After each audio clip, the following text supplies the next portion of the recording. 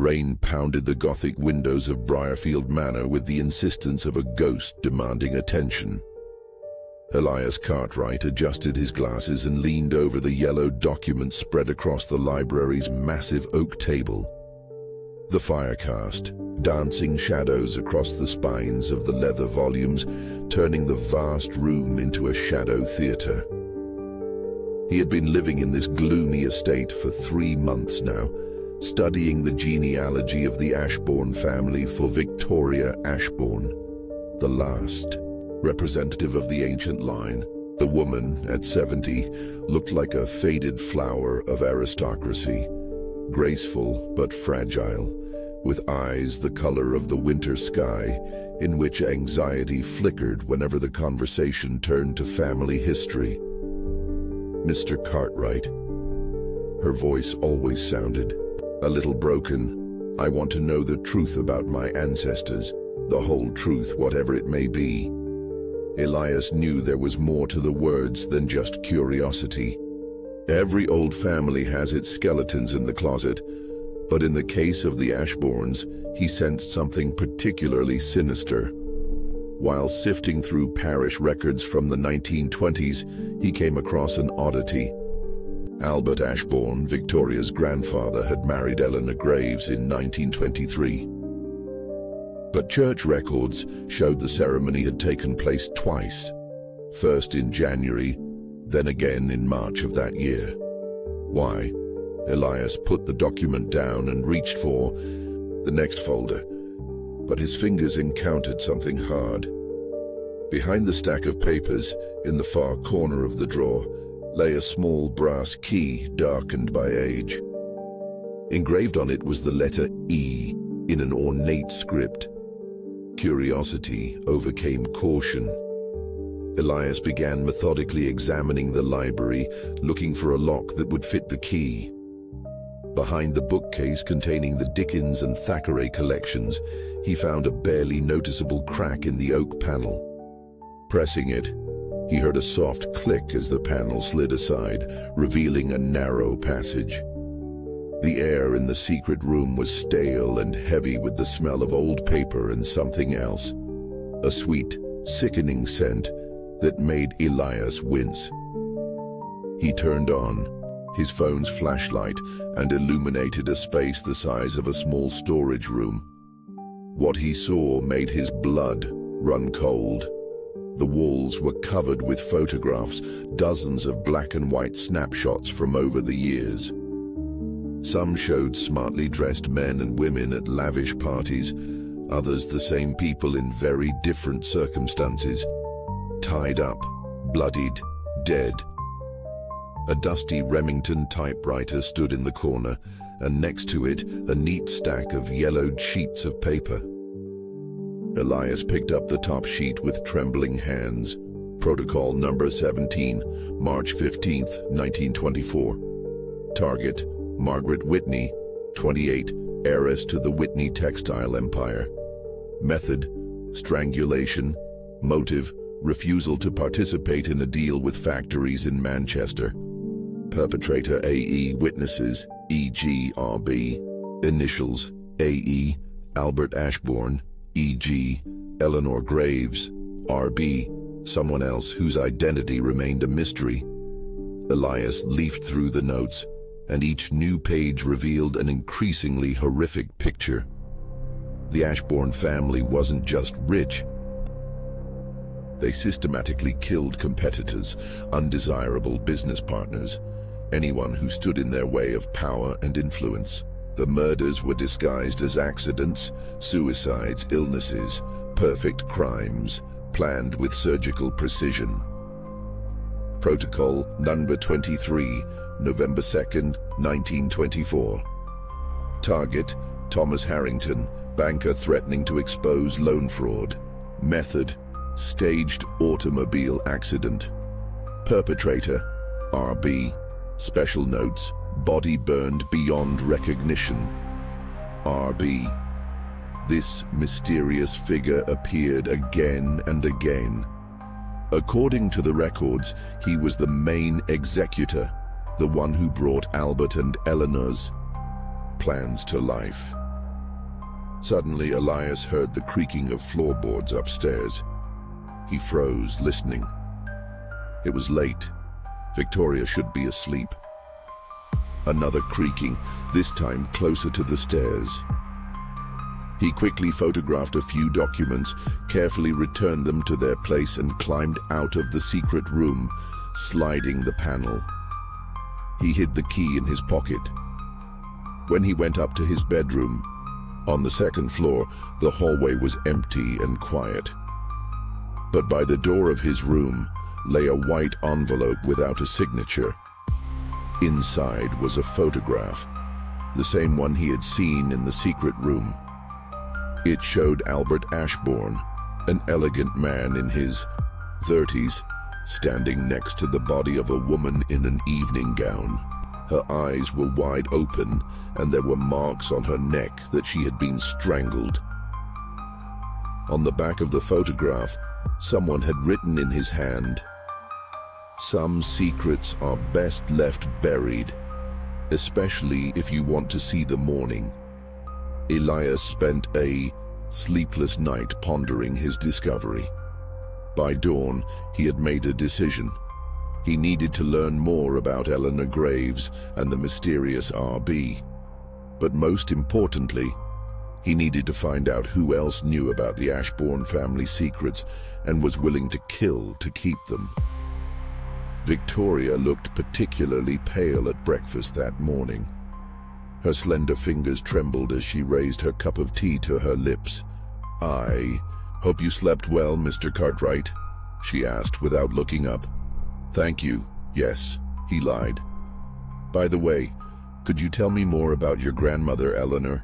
There's very little information in the records about her life before her marriage." Victoria raised her head sharply, fear flashing in her eyes. "Eleanor," she paused. "She died when I was 5. I hardly remember her. They said she was an unusual woman." "In what sense?" "Mr. Cartwright," Victoria's voice grew firmer. "There may be some branches of the family tree that are best left untouched. They may be poisonous." After breakfast, Elias went to the village library. If the official family records were silent, perhaps the local newspapers of the time would shed light on the dark deeds of the Ashbournes. The librarian, an elderly woman named Mrs. Fairfax, was willing to help him find the archives of the local newspaper, the Briarfield Herald, dating back to the 1920s. "Are you researching the Ashbourne family?" she asked when Elias explained what he was looking for. "That's odd. You're the second person in a month who's interested in their history." Elias's heart sank. Who else asked? A young man about 30 years old said he was writing a book about influential families in the county. He was very persistent, even too persistent. He asked to show all the materials about deaths in those years. "Do you remember his name?" Robert Blackwood, I think." "RB. Robert Blackwood." Elias felt the hair on the back of his neck stand on end, digging deeper into newspaper archives. He discovered a series of reports of mysterious deaths between 1923 and 1926. 17 people had died in strange circumstances, all successful businessmen, bankers, politicians, and all in some way competed with or could interfere with the Ashbourne's interests. He was particularly interested in the note from January 12, 1926, tragic death of young mother, Eleanor Ashbourne, née Graves, 26, wife of industrialist Albert Ashbourne, found dead in her bedroom. Preliminary reports indicate an overdose of sleeping pills. Mrs. Ashbourne leaves behind a 3-year-old son, Edward. Police see no grounds for prosecution. Eleanor died in 1926, but the recordings in the secret room continued until 1928. Who then was E.G. in the later protocols? He found the answer in the local church records. In March 1923, Albert Ashbourne had indeed married twice. First to Eleanor Graves, and 2 months later to her younger sister, Evelyn Graves. Officially, Eleanor died of scarlet fever between the two ceremonies, but now Elias knew the truth. Albert had killed his first wife as soon as she became a nuisance and married her sister, who, according to the records, was an even more ruthless accomplice. By evening, he had returned to Briarfield with a heavy feeling. The picture of the crimes was becoming clearer, but new questions were arising. Who was Robert Blackwood? A descendant of the RB from the records. And most importantly, was he alive? And did he pose a threat? The answer came faster than he expected. Chapter 2. Legacy. Of blood, Elias entered the mansion when the twilight was already thickening over the park. Only one lamp was burning in the hall. The rest of the rooms were drowning in darkness. The unusual silence was alarming. Victoria usually met him in the drawing room for evening tea. "Mrs. Ashbourne," he called as he climbed the stairs. Silence. The low door to her bedroom was ajar. Elias knocked and peered in. Victoria was sitting in a chair by the window, her back to the door, staring motionless into the darkening garden. "Victoria, are you okay?" She didn't answer. He walked around the chair and saw her face, lifeless eyes, slightly open mouth, bluish tint of lips. On the floor at her feet lay an empty bottle of sleeping pills. Elias checked his pulse, though he knew the gesture was useless. Victoria Ashbourne was dead. The last of her line had followed in the footsteps of her great-grandmother. A touching family tradition, isn't it? Elias turned around. A tall man of about 35 stood in the doorway with dark hair and cold grey eyes. In his hand he held a revolver, aimed straight at Elias's chest. "Robert Blackwood, I presume." Elias tried to speak calmly despite his wildly pounding heart. "Very insightful, Mr. Cartwright, although, to be honest, I expected you to figure it out sooner." Robert chuckled, but his eyes remained icy. "Let's go to the library. We need to talk." As he walked down the stairs at gunpoint, Elias thought frantically about the situation. Robert was clearly connected to the Ashbourne family history, but how exactly? In the library, Robert gestured for him to sit in the chair by the fireplace, and sat down opposite him without putting away his weapon. "You're probably wondering who I am and what I'm doing here," he began with a smile that didn't reach his eyes. "The story is quite funny. My great-grandfather, Reginald Blackwood, was a private detective. In 1926, he was hired to investigate the death of Eleanor Ashbourne. Some of the girl's relatives doubted the suicide version. And what did he find out? More than was good for his health." Robert stood up and began to pace the room. Reginald was a good detective, too good. He figured out Albert and Evelyn, collected evidence of their crimes. But he didn't have time to present it. Was he killed? Not right away. First, Albert tried to bribe him, offered him a job, to be their personal problem solver. My great-grandfather refused. Then they threatened his family. Reginald had a wife and a small son, my grandfather. Robert stopped at the window, looking out into the darkness. Albert was persuasive, showed him pictures of what they did to those who got in their way. Reginald agreed. Elias felt the horror creeping into his soul. The RB in the tapes was not just an accomplice. He was a blackmailed enforcer. He became their hired killer, not of his own free will. But yes, for the next 2 years, Reginald Blackwood killed for the Ashbourne family. Albert and Evelyn planned it. He carried it out. 17 people died at his hands. Robert's voice dropped to a whisper. You know what's the worst part? Towards the end, he began to enjoy it. What happened to him? In 1928, he tried to get free. He decided he had enough dirt on the Ashbournes to destroy them, but they beat him to it. They staged a suicide, hanged him in his own house. Officially, out of remorse for the failed investigation into Eleanor's death. Robert turned to Elias, the firelight dancing in his eyes. My family has carried this curse for 100 years. My grandfather, Reginald's son, grew up an orphan. He spent his life searching for the truth about his father's death. My father continued his search. Now I do. And you want revenge? I want justice. Robert raised his gun again. When I learned that Victoria had hired a genealogist, I knew it was time. The family's secrets had to come out.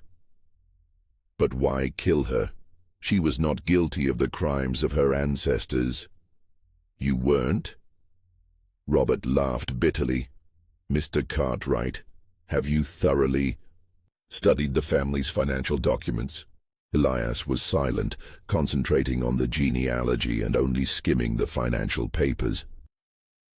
The Ashbourne family is rich not only because of the murders of a century ago.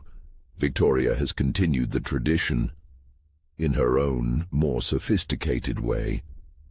She owns a chemical plant in India that has been poisoning the locals for 20 years. Her pharmaceutical company produces drugs with deliberately dangerous side effects for third-world countries. Hundreds of people have died from her greed. How do you know this? I'm an investigative journalist, Mr. Cartwright. I specialize in corporate crime. For the last 5 years, I've been building a dossier on Victoria Ashbourne. She was a monster in human form like the rest of her family. Elias tried to digest this information. A fragile, anxious old lady who seemed almost defenseless. But murder is still murder. She committed suicide, Robert said calmly. I only told her the truth about her family. I showed her the photos from the secret room. She couldn't bear the burden of hereditary guilt. You are lying. It doesn't matter what you think. What matters is that you now know the whole truth. Robert took a step closer. The question is what to do about it. Elias tensed, preparing for the worst.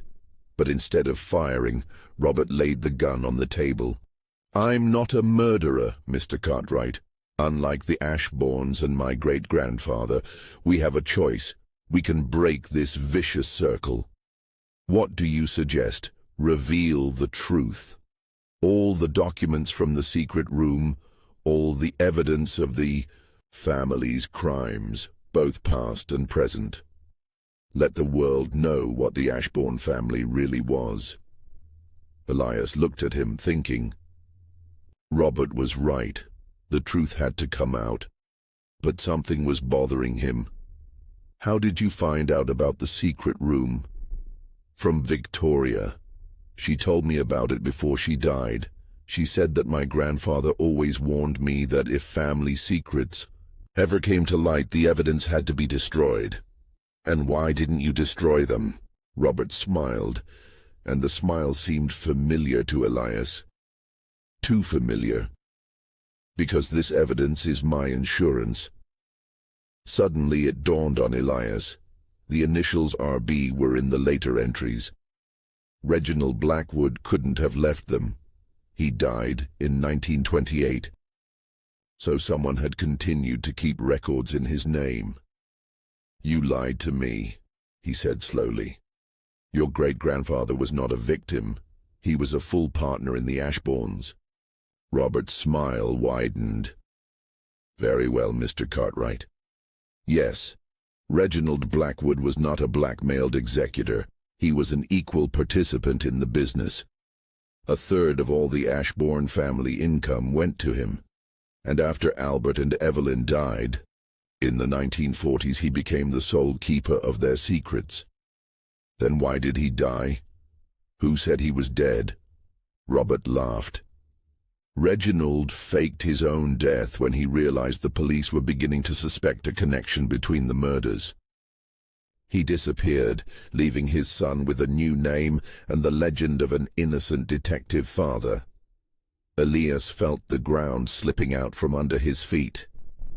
And you? I am Robert Blackwood, Reginald's great-grandson, and I have inherited not only his name but his talents. Robert picked up the gun again. The Ashbourne family has been my main source of income for the last 10 years. Victoria has paid me handsomely to keep quiet about the family's sins. But then why did you kill her? Because she decided to tell you everything. She hired a genealogist to clear her conscience before she died. She was going to hand over all the documents to the police and atone for the guilt of her ancestors. Robert shook his head.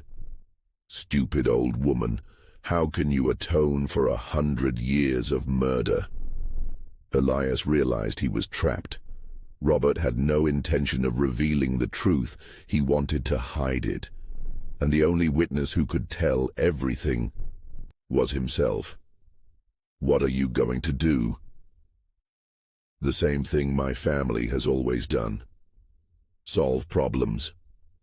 Robert raised his weapon. 2 bodies will be found tomorrow. Victoria Ashbourne committed suicide out of shame for the family crimes. Genealogist Elias Cartwright could not live with it and followed her example. A tragic but understandable ending. You won't do that. I will. Because I have no choice. The Ashbournes are dead. Their money will go to distant relatives who know nothing about the family secrets, and I must disappear along with these secrets. Elias rose slowly from his chair. If he was going to die, he wasn't going to kneel. There's one thing I don't understand, he said. Why all this show? Why tell me the truth? Because I was curious to see the man who had unearthed what we had hidden for a century. Robert took aim. And because dead men don't talk. At that moment, there was a soft click. Robert turned. Around, Victoria Ashbourne was standing behind him, alive and holding an antique revolver. Get away from Mr. Cartwright, Robert, she said quietly. But how? You're dead. The sleeping pills from your flask?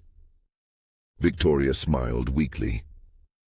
I replaced them with regular vitamins. Did you really think I didn't know about your blackmail? That I didn't understand who killed my Aunt Evelyn in 1947? Robert turned slowly towards her, not lowering his weapon. Evelyn died of a heart attack, provoked by the poison your grandfather slipped into her medicine. Yes, Robert. The Blackwood family killed for the Ashbournes after the war. And then they started killing the Ashbournes themselves to become the sole keepers of the secrets. Elias stood between 2 gun barrels, realizing that he was in the middle of a century-long war between 2 crime families. You knew the truth from the beginning, Robert said. I knew my family were murderers, and I knew your family were murderers too. The question was how to break the cycle. And your decision? I didn't hire Mr. Cartwright to do genealogy. I hired him as a witness. Let the whole world know the truth about both of our families. Robert laughed. And you think that will change anything? Dead men don't testify in court, but living women testify.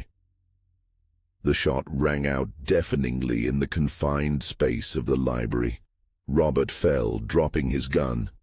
The bullet had hit him in the shoulder. He was writhing in pain, but alive. Victoria lowered the smoking revolver and looked at Elias.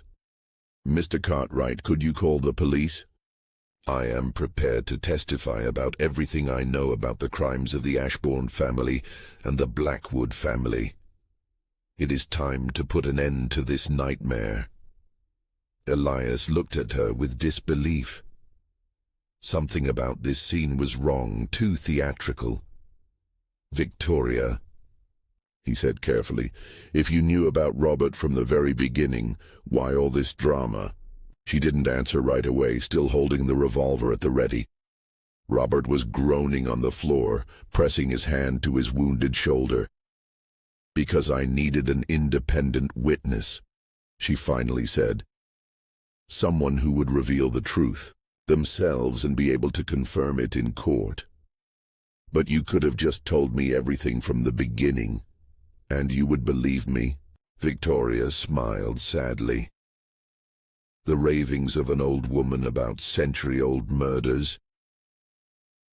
Elias understood her logic, but something still didn't add up. He looked closely at Robert, who was now sitting with his back against the bookcase. Blood had seeped through his fingers, but the wound didn't look fatal. "Robert," Elias turned to him, "are you really Reginald Blackwood's great-grandson?" The man raised his head. There was no fear in his eyes, but relief. "No," he said quietly. "I'm not even Robert Blackwood." Victoria turned sharply to him. "What?" "My name is David Thorne. I'm a private detective from London." He was breathing heavily, but he kept talking. 3 months ago, I was hired by a woman named Catherine Graves. She claimed to be a descendant of the Graves sisters and wanted revenge on the Ashbourne family for the murder of her ancestors. Elias felt the world around him begin to crumble. Everything he thought was true turned out to be a lie. "She paid me to pose as a descendant of Blackwood and stage this scene," David continued. "The goal was simple: to get Victoria to confess to the family crimes in front of a witness. But the secret room, documents, everything is genuine. Catherine knew about their existence. She gave me the key and the plan of the mansion." Victoria slowly lowered her weapon, her face turning chalk white. "Catherine Graves," she whispered. "But that's impossible. The Graves line died out in the 1930s. "I guess not quite," Elias said. He was beginning to understand the extent of the manipulation they had all been victims of. "Where is this Catherine now?" David tried to get up, but the pain forced him to fall back to the floor. "I have no idea. After I accepted this job, we only communicated by phone. She said she would show up when everything was ready." "When will what be ready?" "When Victoria Ashbourne dies." Silence hung in the air in the library. Elias looked around the room, trying to figure out what was really going on. "Victoria," he said finally, "what if this whole thing with Catherine Graves is a show too?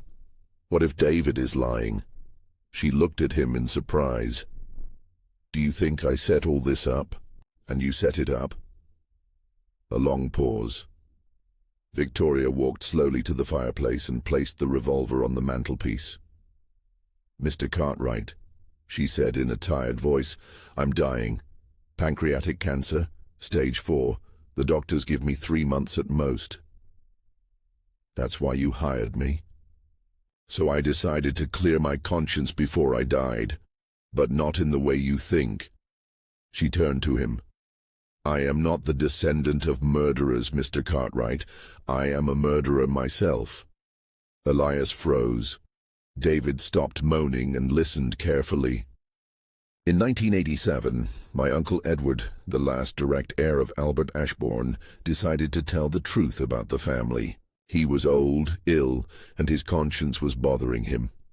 Edward wanted to give all the documents from the secret room to the museum so that the family history would become public knowledge."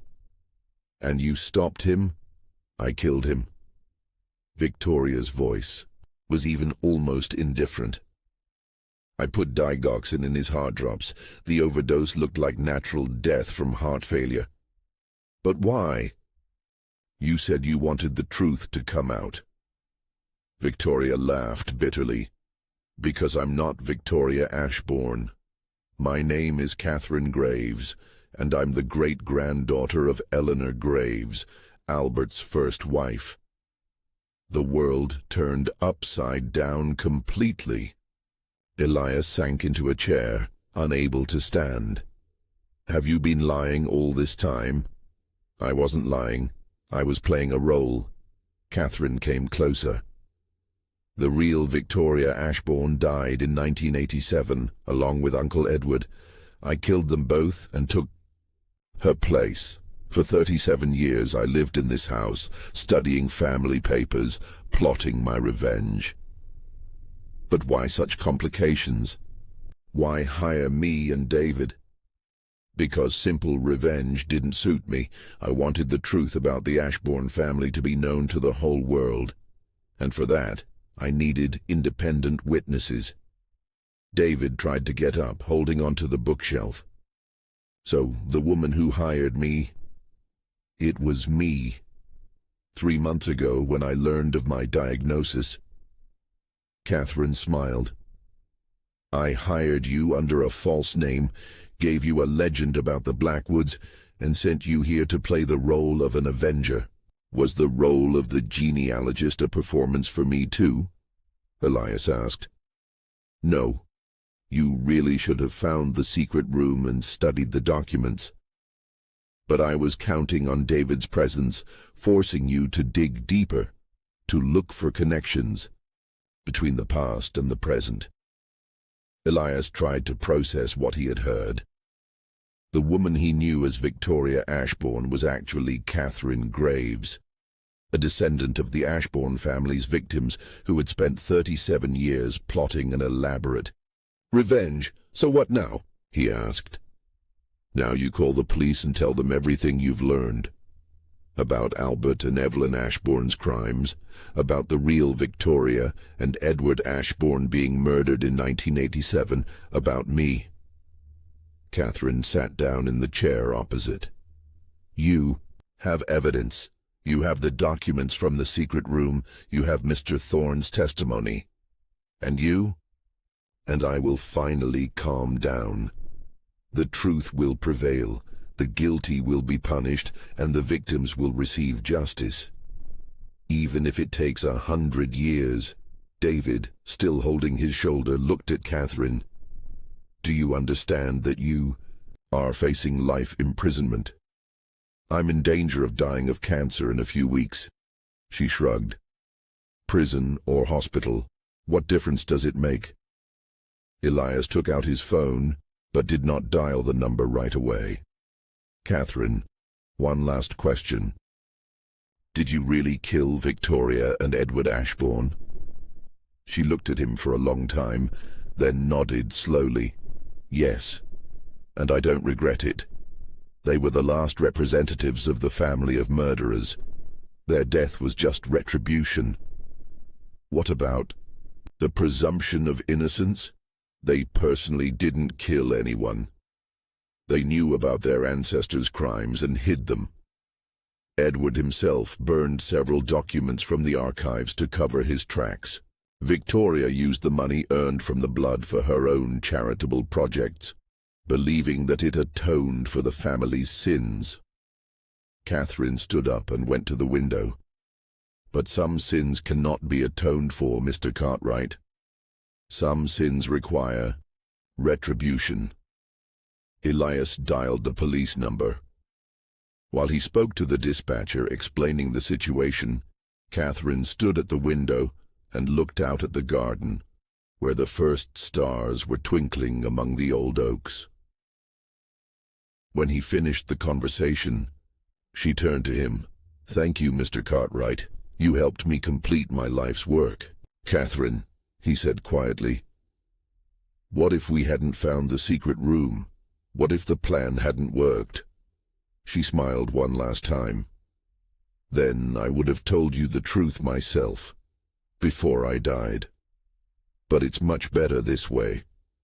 Now you have all the evidence, and my words will be believed." The sound of approaching sirens could be heard outside the window. Elias looked at David, who was sitting on the floor, pale from loss of blood, then at Catherine, who seemed strangely at peace. "There's one thing I still don't understand," he said. "Why such a complicated scheme? Why involve me and David? Because the truth told by a dying murderer will not convince anyone. But the truth revealed by a respected genealogist in the course of an independent investigation and confirmed by the testimony of a private detective is a completely different matter." The sirens grew louder. In a few minutes, the Briarfield mansion would be filled with police, medics, and forensics. The Ashbourne family's century-old secret would finally come to light. Catherine Graves sat down in a chair and closed her eyes. "Forgive me, great-grandmother Eleanor," she whispered. "I did all I could." Elias looked at her and thought about how justice was relative. Catherine was a murderer, but she was also a victim of crimes committed long before she was born. The Ashbourne family was responsible for the deaths of 17 people, but the last of their line paid for it with their lives. Where does justice end and revenge begin?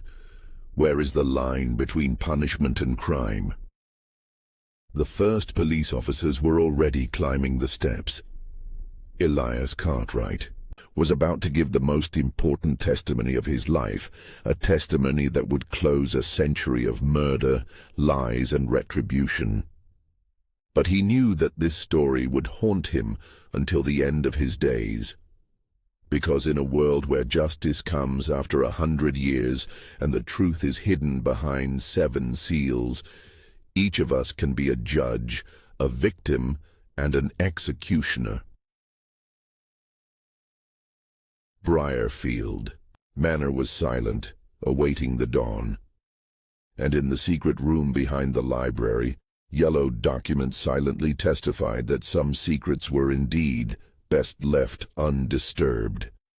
Because the truth doesn't always set you free. Sometimes she kills.